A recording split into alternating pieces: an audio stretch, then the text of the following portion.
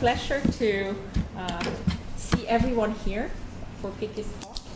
I think you have to press the... Well, you can hear me anyway, right? Yeah, but I think if they record it, then... Oh. Is this on now? I can't really get a sense of it. No. And now? No? I Yeah. push it? Yes? Okay. Can you see it moving or something like that? Super. So when it's red, it's on. Like usually that's what it means when it's on. But so it's a pleasure to introduce Piki Ish-Shalom, who's a professor at the Hebrew University in Jerusalem, and a very admirable scholar in many ways. You've basically made your career at the Hebrew University. But he's been spending quite a bit of time elsewhere as well, including at the New School and at the Olin Institute and Belfer Center at Harvard, and most recently a sabbatical at Stanford. And Piki is also active professionally and administratively, so he's going to be the chair of this department, which of course everyone knows is a great pleasure for an academic. Yes. But he's also taken over I'm on the board of the European International Studies Association, and he's on the board of the rival European organization, which is the standing group of international relations of the European Consortium for Political Research. But besides being really busy professionally and setting up our field in interesting ways, he's also done excellent academic work. So he published a book on democratic peace that came out, a political biography, came out with the University of Michigan Press in 2013. And he has a book that's coming soon. You'll have to correct of which. Under review. It's under review, but yeah. Okay, so it's coming soon. We don't know where, of course, we might guess, but about the relationship between expertise and science and politics in IR. And the talk he's going to give today is part of that book project, which it's a broader book project.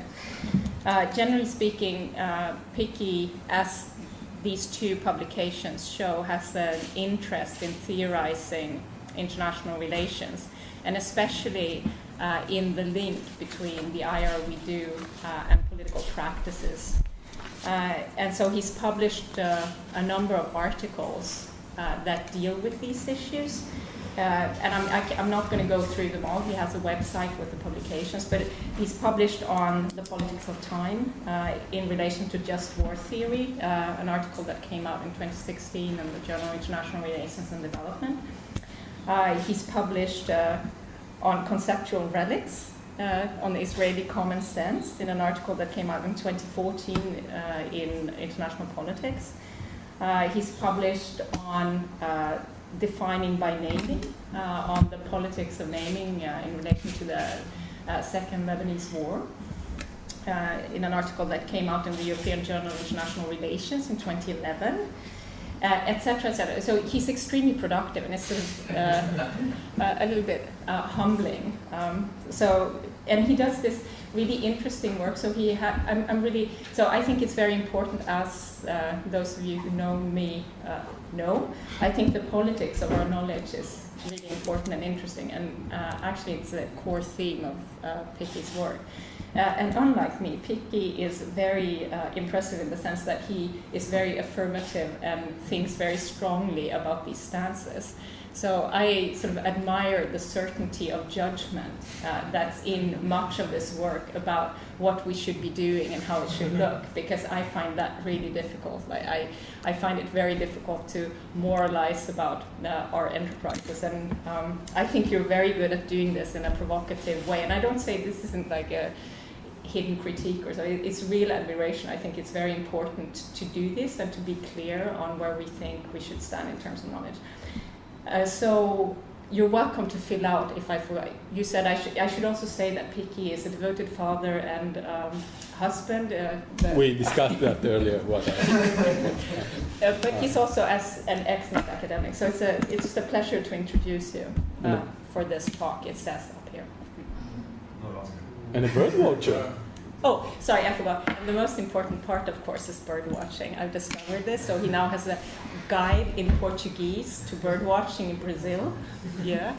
And after his talk, almost immediately, he's leaving us, which I find very sad, to go bird watching for many days in Itatiaia, right? Yeah.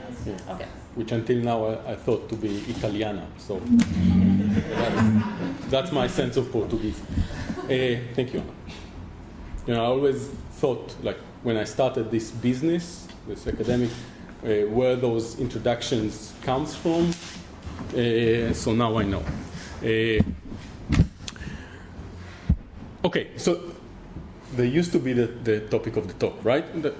So it takes time, forecast, democracy in academia. And I want to start, and, you know, I sent the article like a couple of weeks ago. It was supposed to be circulated. But it's never been, right?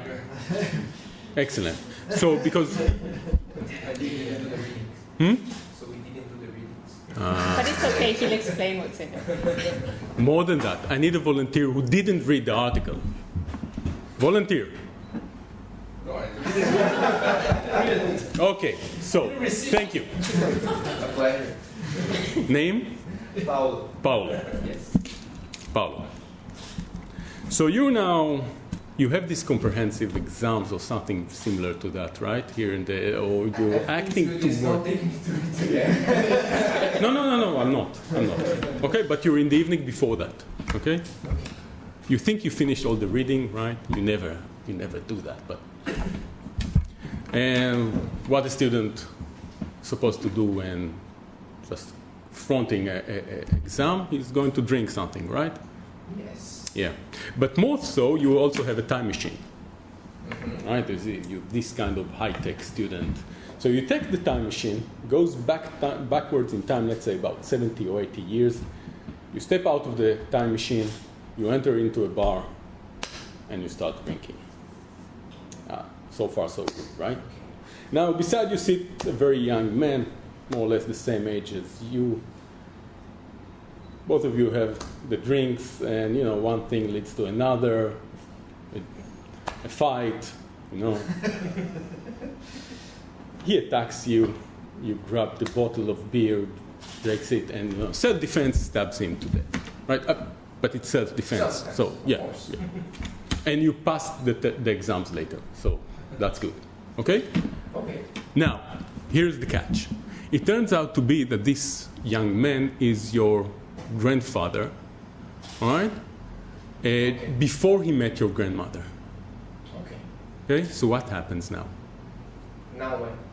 You stabbed him to death. I'm sorry? You stabbed him to death. Now is a good what is now, right? But you stabbed him to death before he met your grandmother. Yes, before he met your grandmother. Time paradox. Right, the grandfather paradox, right? Yes. All those who watch movies, like science fiction movies, know about that. What happens? Now I have to make sure that he meets my grandmother. But he can't. You stabbed him to death. I killed him. Yeah. You didn't read the ethical code, so you acted. Let's go back to What happened? What happens to you? I can't. The paradox is gone. I don't know. You disappear, right? Well, but then I couldn't have killed him, and then you appear again. Yeah. Right? And you disappear, and you. That's the paradox. Okay. That exactly is the grandfather paradox, right? And it's like a bulb, a dying electric bulb that you. Okay. Right? I start blinking into existence. Yes, but the electric bulbs, of course, dies at the end. At the end, right? In this scenario, there's no end. There's no now. There's no, right? Like, what do you mean by now, right? And so that's the paradox. Mm-hmm. Now, it usually philosophers use it in order to portray, you know, the logical problem in time traveling, especially going back to the past, right? And they have all sorts of codes, what you can do, what you cannot do. They play with the semantics in order to understand what's going on. But paradox, that's by definition are unsolvable. This is what makes them a paradox rather than dilemma, for example, right? Now, I use this paradox, and by the way, that's the highlight of the of the presentation. From now on, it's just downhill. The highlight is that I'm dead? No. That you turn in and off, right? That was the most interesting part of the presentation. That's what I meant, not something personal. Right? We didn't drink together, so I didn't form any judgment about you. But there are paradoxes in time traveling, right? When you go backward in time, things can happen, right? And I use it as an analogy, right? So I just use it as an analogy and I forget about it, about the problems, the dilemma, not the paradoxes, but the dilemmas, and especially the democratic dilemmas when you act in the present, right? Because if you acted in the past and you cause changes that are unforeseeable or unpredictable or paradoxical in the present, more or less happens when you act in the present and you change the course of the future, right? Now, we don't know what would have happened in the future, right, if you didn't. But by acting, and each one of us, that's to be a democratic citizen, by the way, right? You act in the future in order to shape your common future, your shared future. That's democratic agency. But what happens when theorists, when academics act? As academic, not as citizens, right? Because we both citizens and academic. But when we do the academic job, and academic jobs always involve producing and distributing knowledge, right? Something might be changing in the world. So what does it mean about our democratic agency as academic, right? And those are the issues I'm interested in this project, and broadly speaking, in my academic writing generally. And it leads us to a specific project, to a peculiar project, and that's the political theory of social theory, of social science theory, right? The political theory. Because there is interesting and excellent job of meta theory in IR. It's mostly epistemological, right? I mean, you have here Anna and Stefano, both of them are actors, players, significant players in this sphere, right? The epistemology of IR. How to do theory in an efficient way, right? In a proper way, in a way that will produces better results, better academic results. I'm totally for it, but what I do is the normative questions involved in those matters, right? How should we theorize? It doesn't make sense to many people, this question. I understand them.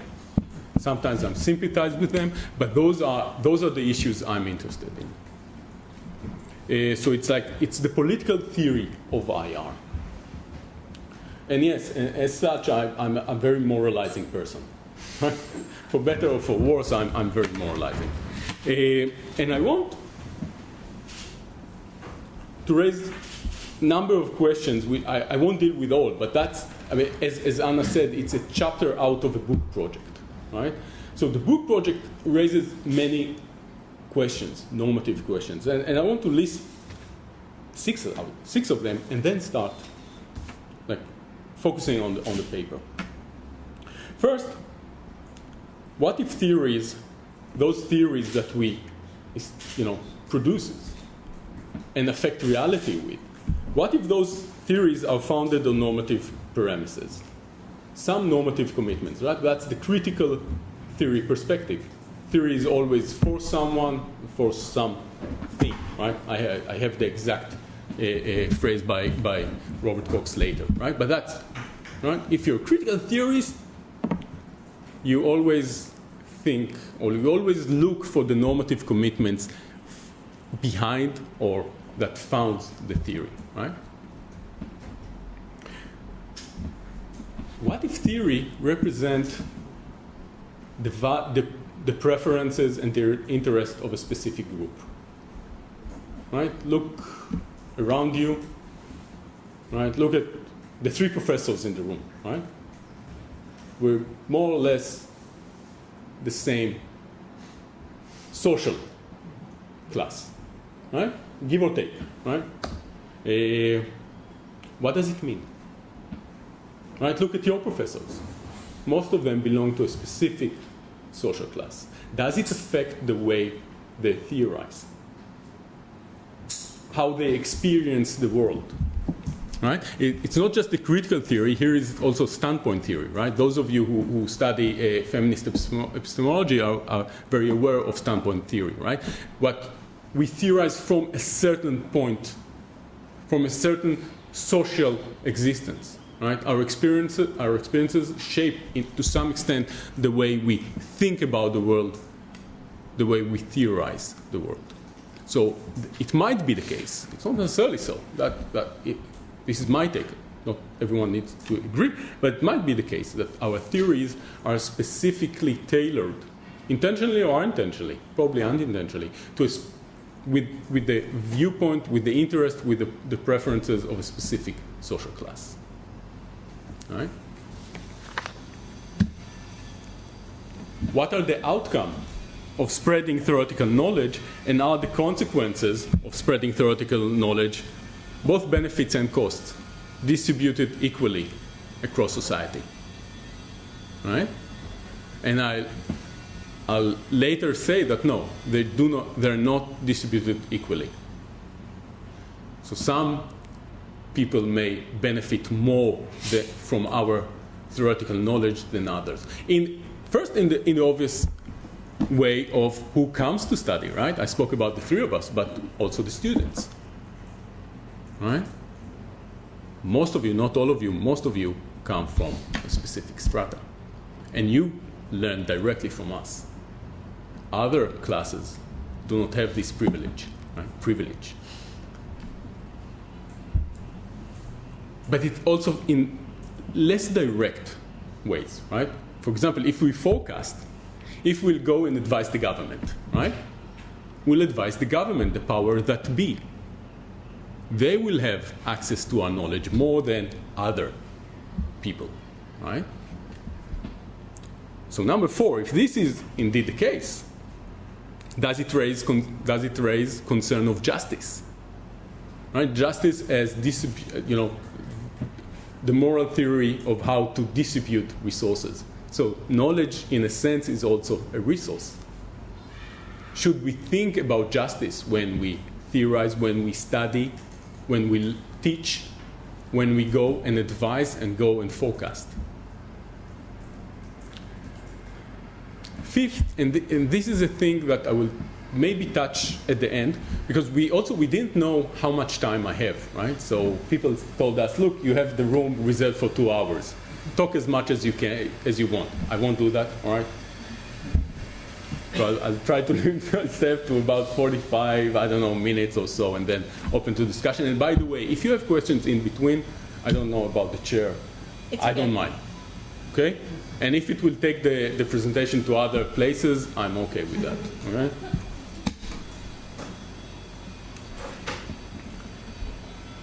But there is also, I would say, the risk of elitism, right? If we advise, the know-all, right?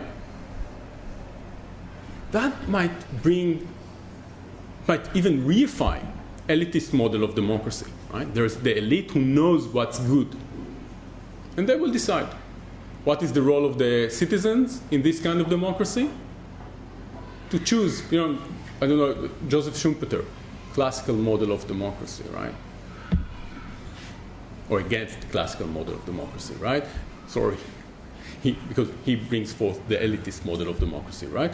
Our role as citizens, now I'm not a professor anymore, I'm a citizen in democracy, is once in 4, 5, 6 years, each democracy with its own procedures, to elect the elite that will decide for me for the next term. That's it. Okay? But if as a professor, tries to influence public policies, and I do that because I really think that theory has beneficial potential for society. I really do. And I'll repeat that later. But if I'll do that and I try to benefit society, there is a sense of elitism, right? I use some resources that the rest of the society doesn't necessarily have.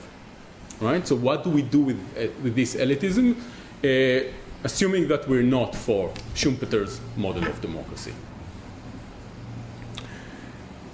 And if those are not silly questions, right? And I hope you think like me for the time being that those are not silly questions. What does it mean on the way we should do theory? Again, should do. Not the epistemological questions of theory making, but the normative questions involved in theory making. Okay? So the book is, among other things, deal with that. And here comes this specific paper. And it deals with, again, the dilemmas and problems in forecasting. Right? I have another chapter which is about advising in security matters. Right? What happens when, or why theoreticians shouldn't advise to the security sector, to the security ministry in matters of security. Because it raises similar problems, right? But this paper deals with forecasting.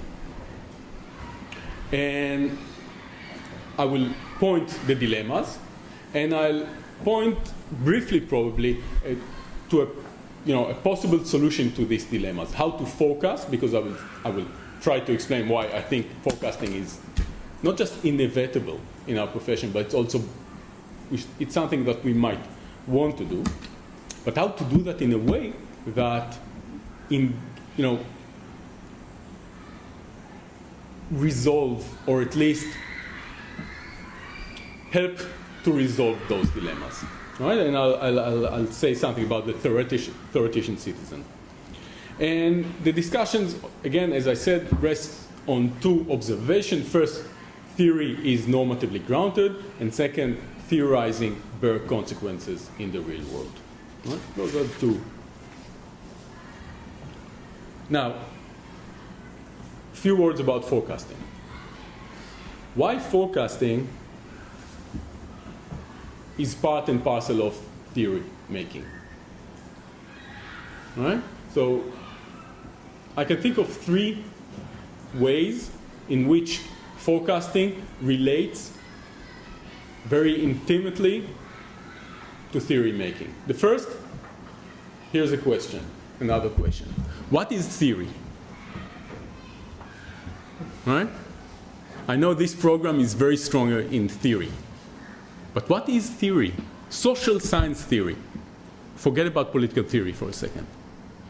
What do you do when you propose or when you examine theory?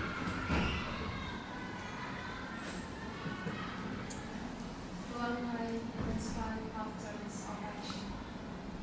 So as to understand or Explain. yeah. Explain. But I think the fundamental point in theory is, first is to explain, right? But second is the patterns, right? Historians might want to deal with specific occurrences, even though that's also not exact. I preempt, right? It's totally not exact. Those are two ideal types, and in reality is way more complex. But when we do theory, we establish patterns and we try to explain them. Correct. So if we establish theories based on historical patterns or past patterns, theoretically speaking, they should also project to the future. So when we theorize about the present, about the past, we also, to some extent, forecast what would happen. Now, I know that there are theories about change, right? Processes, especially in politics, can take many shapes, but even then, we can theorize about the change. What causes change, what the pace of the change, and those kinds of things. So even when, you want to tell me, wait, past pattern doesn't mean necessarily that it will remain the same in the future. Yeah, but you come up usually with a theory about the change. And so it's like a second order theory maybe, but it still help us to think what will happen in the future. And that's inbuilt in theory. Now the second thing. And again, I know that you're not very keen, many of you, about positivism and empiricism, and I'm not keen about that either. But usually, when we write PhDs, right? I don't know how it's here, right? But Here it's really good. you said they're really excellent. You know what hypotheses are, right? And you are expected, usually, right? I'm not too positivist in my writing, but I expect my students to write hypotheses in their prospectus and also in their PhDs. It's something that we use, right? It's a capacity. But what are those hypotheses? They are working tools, right, in order to examine our theories. How those hypotheses are usually phrased? If A, so if Y, so X, right? Sorry, we use the Y and X. This is kind of a forecasting. It's to use forecasting as a tool, as a theoretical tool, as a methodological tool to examine ourselves, right? And that's inbuilt in theory too. And third, and that would be the moral argument here, theory can be beneficial to society. Theory is rich in, I would say, process information. Right? We take data and we process it into knowledge. Right? Knowledge is a processed information, processed data. And this processed knowledge, and this knowledge can bear some benefit, for example, in coping with reality, which is very, very complex. Right? When you come to think of it, theory cannot be accurate. Right? By definition. Right? Reality, and theoreticians are aware of that. You can find quotes in walls admitting that reality is ugly or is complex, theory is beautiful. Right? Those kinds of things, right? Because what we're doing in theory is we decide, not arbitrarily, right? But we take those variables that we think are more important than others. But in reality, it's full of variables. And we pick 2, 3. Yeah? We simplify reality. So by simplifying reality, we do not present an accurate picture of reality. We explain. We do not portray the exact reality. We do not describe reality. We explain it. Right? And this capacity makes theory first problematic. There are problems in this kind of activity, but also, if we did it properly, we pointed out at things that are important when we come to engage reality, to cope with the complexities of reality. Right? And an example I like to use is, because we all theorize, not just theorists, right? Theory is a tool that each person, or almost each person, uses, right? When was your first class today? What hour? No one had a class. No one had a class. Gustav. Yeah, Gustav. 9 o'clock. Excellent. How far you live from here? 6.5. Excellent, right? You live a bit longer, as far as I remember, right? So, when did you set off your alarm watch? If it's private information, you don't need to. Yeah. 7 o'clock. Assuming that everything will. I will only be able to leave the bed at 7:30. You, Then I will be able to arrive at time. yeah, arrive at time, right? It takes time, right? And you don't have kids, right? Because that would complicate things. We can testify to that. right? But you thought in patterns, right? How much time it takes me to open the leads, right? Yeah. What do I do in the morning until I get out of the apartment? How long it takes me to ride the bike, right? In your case, if I remember from the pizza correctly, to ride the bike and reach PUC in time, right? You know that there's possibility of accidents that will block the road, right? And we can think of many things, right? But we think in patterns. We exclude those kind of things, and this is what enables us to live, to plan ahead and to live. Because if we would take, Gustavo, if you would take all the things that could go wrong in the morning, you wouldn't go to sleep the evening before, right? You couldn't, right? And it's something totally normal. This is how we behave, right? We as theoreticians take this kind of thinking, heuristic thinking, to say a more sophisticated level would be elitist, but I would stick to that, right? A more sophisticated level, right? We are bound by epistemology, by methodological rules, by the whims of our advisors, academic advisor, how to write our dissertation, right? And we learn how to do that. But we all think in terms of theories. We theorize our everyday.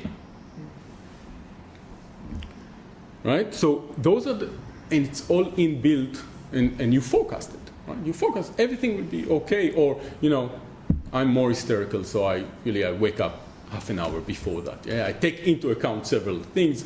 I can tell you that, I'm from Israel, you never can take all the things that can go wrong into account, right? So, but I theorize how long it will take me. So those are the things that make forecasting part and parcel of our profession, right? Some of them are inherent in our profession, right? Patterns, hypotheses, and some of them are adjacent. They're not necessarily inbuilt, but but they can be part of our profession. Yeah? We can benefit society by forecasting. Now, here's the second observation. Forecasting affects reality, right? Think when you plan your vacation. That might be our problem in life, not yours, right? But we usually consult weather forecasting, right? That's also not your problem. That's, and even not mine in the Middle East. It's the European problems, right? They really need to consult weather forecasting in order to understand if they will enjoy their vacation and where to go to vacation, right? In the Middle East, we might use war forecasting, right? When the next crisis will happen. So we consult forecasting. And forecasting has this tendency to influence the way we behave, right? And I can think of three mechanisms with which it works. And I have like 15 minutes, right? Something like that, or 20. Yeah. First, it's like the self-fulfilling prophecy, right? We know that. Right? When we think that something bad will happen, something bad happens, right? The stock markets.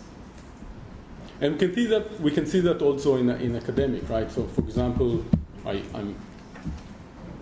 when Kennedy wanted to fix the U.S. relations with South American republics, right, following Eisenhower and the deterioration of the relations, he took into office many academics, like the Charles River Circle from Harvard and MIT, to help him devise a new policy. One of them was Walt Rostow. Right?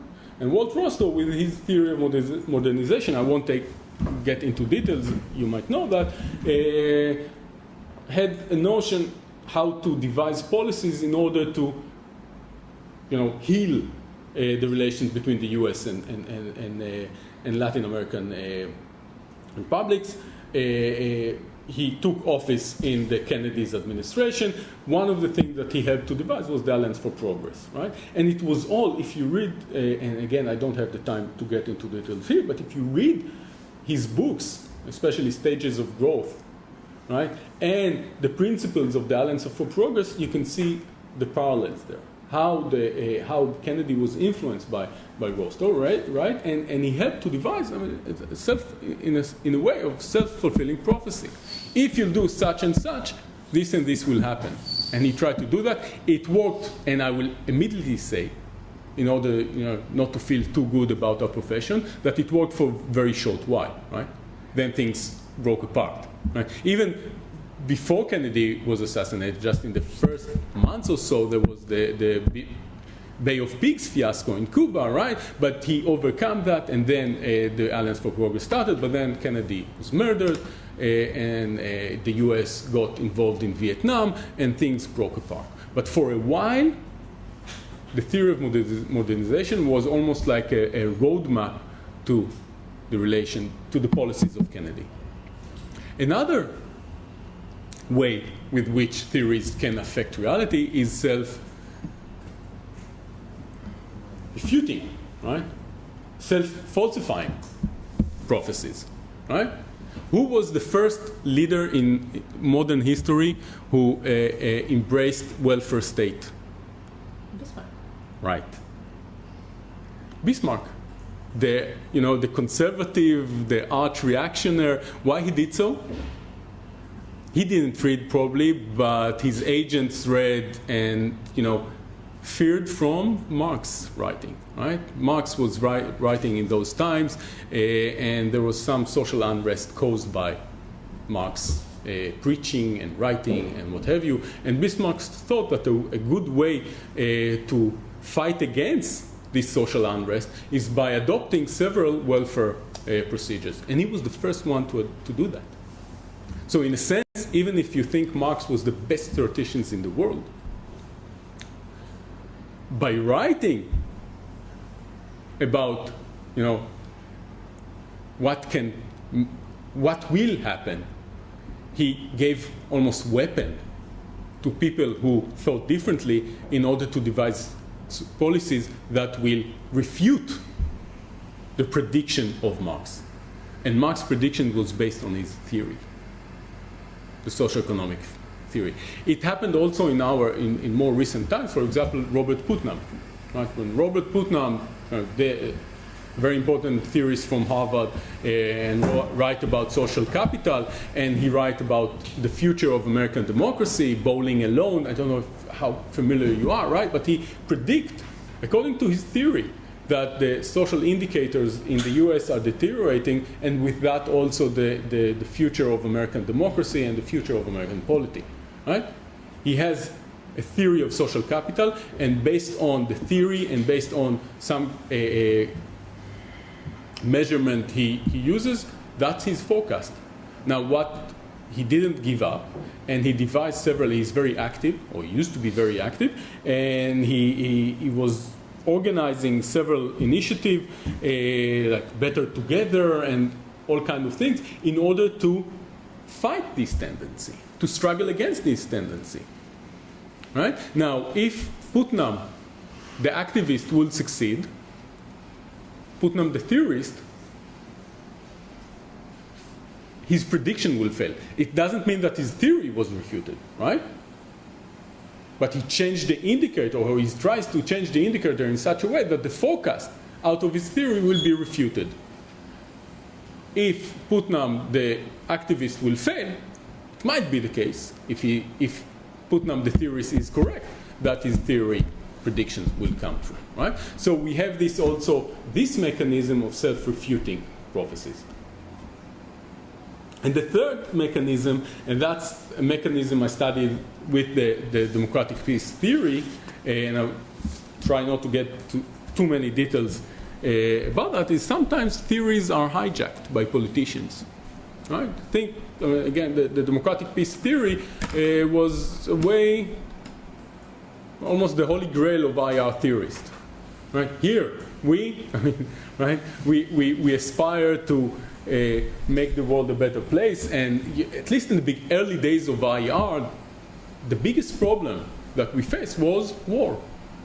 I think now we are aware that there are many other problems around, right? But what was the big issue? We as a collective, we looked for a medicine for this malady. right? And here come those theories and say, look, democracy might be the solution. Some of them were more active, suggesting how to get that, and others were not. But say, look, if the world will be more democratic, the world will be a more, they call it the zone of democratic peace. We'll expand the zone of democratic peace. The theories of democratic peace in a very unbecoming way were used by neoconservatives in the US to justify, to legitimize, and even to explain to themselves the Iraq war. Right? We will make Iraq democracy, and then, like a domino, how we call those chips, whatever, democracy will come to Syria, to Damascus. Right? We know what happens in Damascus. Also in Israel context, by the way.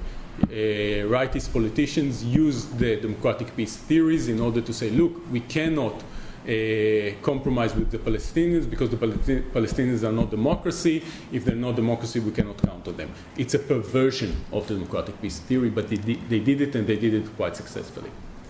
So what we have here is a hijack of theories, and in order to execute policies that are 100 degrees contrast, opposite, right, to the intention of theorists. Theorists wanted to bring peace. They helped in perverted way to bring war, which doesn't mean that they are to be blamed, but it's interesting to see the different mechanisms with which, by producing knowledge and distributing knowledge, there are all sorts of effects in the world. Right? So now,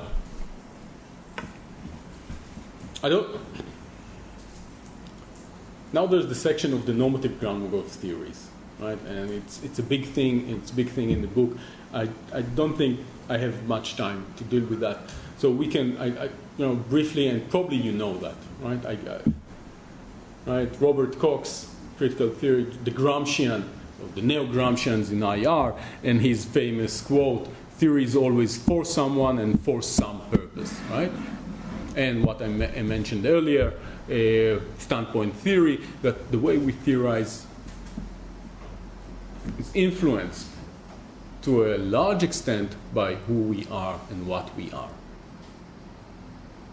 And we can see that, and I go into some detail in the paper. If any one of you wants the paper, email me and I'll send it to you, okay? Or me. Because it wasn't distributed. Right? So in the paper, I tried to show that Rostow, right? I used the example of Rostow earlier, that Rostow's theory of modernization relies on a specific understanding of what is democracy. Putnam's theory of bowling alone or social capital relies on a similar understanding of what is democracy. If you take other theories in IR, for example, Bruce Bueno de Mesquita theory of democratic peace, it relies on an opposite model of democracy, right? A very procedural, minimal, structural, even elitist model of democracy.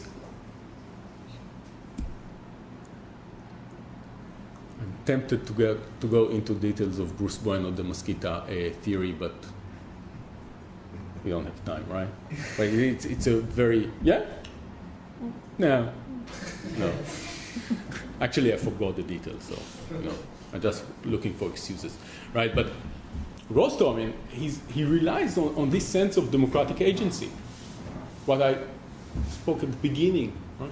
That what is democratic agency, right? Is to be active in the attempt to shape our common polity, a common future and common polity, right? And he relies on this sense in order to understand modernization and development, right? And for him, modernization is democracy building. So we have here a relatively liberal or progressive model of democracy. The other is like Schumpeter, right? That our role is only to vote for the elite, which elite we want to rule us. And if we'll try to do more, by the way, what we'll get is social unrest. Because you cannot expect the regular citizen to know more, right? Or to be politically reasonable, political rational, political efficient. So we want the citizen to participate as minimally as possible. But why to participate at all? Why do we need the citizens? Right? And that's also the conservative fear, right? Power corrupts, Lord Acton. Power corrupts, total power corrupts totally. Right? So the fear of those, and that will, it's a real fear. They're really Democrats, right? Their fear is that if we won't have the ability to rotate between the elites, we will get dictatorship that will take care only on its own preferences and interests, and we will get corruption, total corruption, right? I think you can see that in Brazil, and if you look into Israel, you can see that in Israel too. We have something in common, right? So we need the citizens, almost like the threat of punishment. And this is how we instill accountability in the politicians. But if the citizens will try to do more, we will get social unrest and chaos, and we don't want that. Morgenthau because Morgenthau follows this model in his writing, and he has somewhere a quote that the citizenry is almost like a small stone in the shoe, right? It's like causing this unrest, right? We need that, but we don't need more than that. All right, so those are very few remarks about a topic that deserves much more, the normative foundation of theory. So what about the dilemmas? Right? So I identified 3 dilemmas out of all the things that I said so far. The first dilemma is quite straightforward. If by forecasting the theoreticians commences political and social processes by forecasting, and the forecasting is founded on their theories, and the theories are founded to some extent on normative commitments, and remember who we are, how we belong to a specific social class, it might instill in the process specific preferences and specific interests, and we can benefit ourselves or benefit a specific social class over other social classes. That might be considered as a perversion of the democratic process, right? Because democracy, even in the most minimal understanding of democracy, is each one has one voice. That's political equality, right? Some of us want more substantial equality, right? But even the most minimal equality that we seek in democracy is each one has one voice. We know it's not like that in reality, right? Those who own newspaper have way more voices than we have, right? Those who are close to belong to the same social circle as the decision makers have way more leverage than us, right? They have the ears of the decision maker close to their mouth, right? But at least in the formal model, each one of us has one voice, and we mouth it in the election booth, in the voting booth, right? But here, we almost empower a specific social class, right? And imagine what happens if those theories that empower a specific interest, a specific preferences come from a different country, like Rostow. That might be conceived as even bigger perversion of the democratic process, right? It's a good question why democracies are bounded by boundaries. There is no self-evident answers to that, right? The inherent dynamic of democracy should be cosmopolitan, to an extent. I do not preach cosmopolitanism. I'm not sure I support cosmopolitanism. Political, yeah? Moral cosmopolitanism, yes, not political.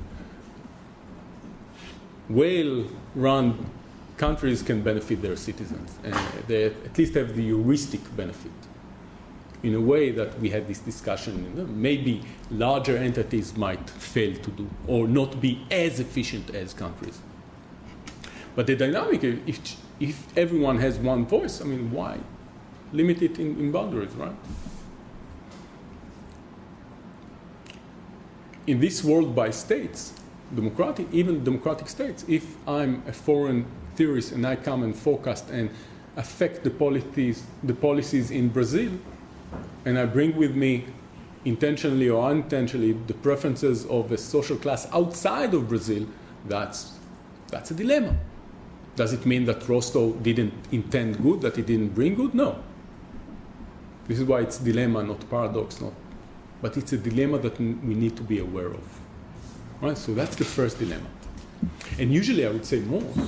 It's obstructed by our ethos and even myth of objectivity and neutrality, right? The theories are not based on normative commitments. So it's not even that we come and say, look, this is our forecast, it's founded on this theory, and this theory is founded on liberal values. No. We say this is the forecast based on theory, and theory, scientific, objective, subjective. It's the truth. Right? So there's a problem here. The second problem or dilemma is the inequality of access to the forecast, right? And I mentioned it in the beginning.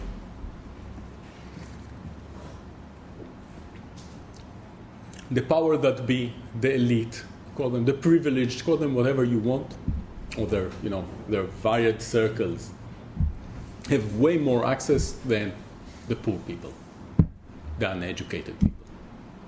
In Israel, by the way, you see it as an intentional policy of the government, right? They leave certain classes, their education, poorer than the education of other classes. It's intentional, I would say. Probably, maybe also in Brazil. I'm not too familiar with Brazil. Yeah.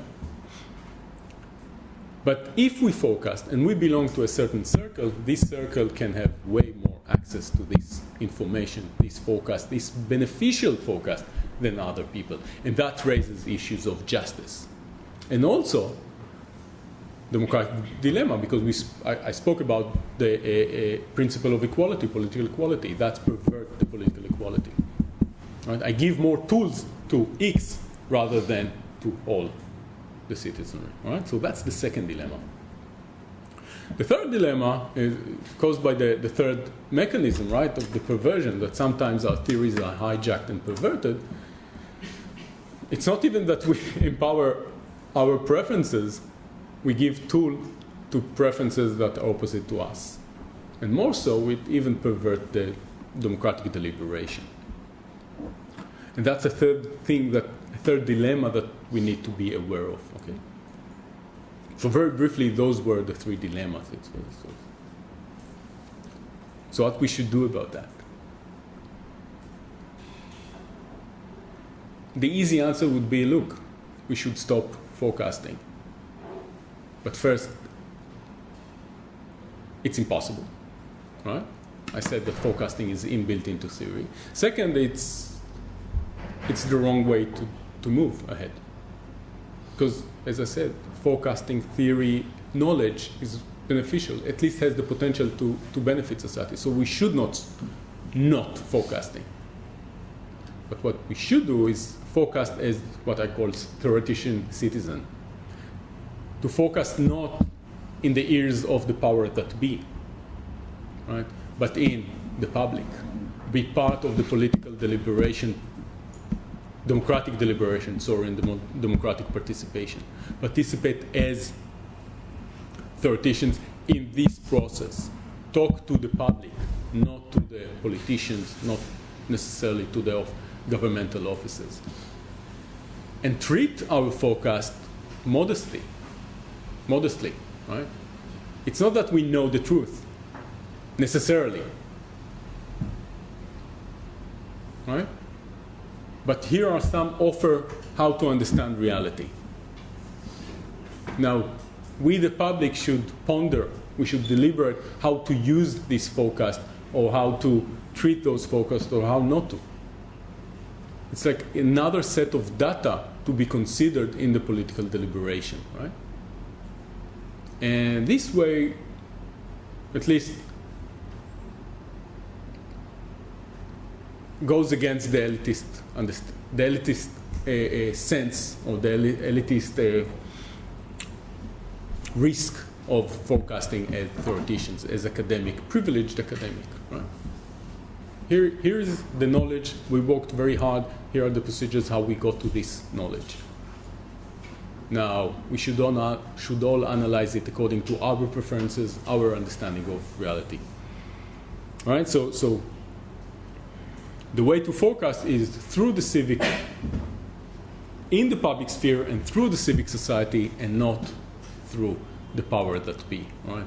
And that's how I think we can deal with the dilemmas. Right? Not solve them, they are dilemmas.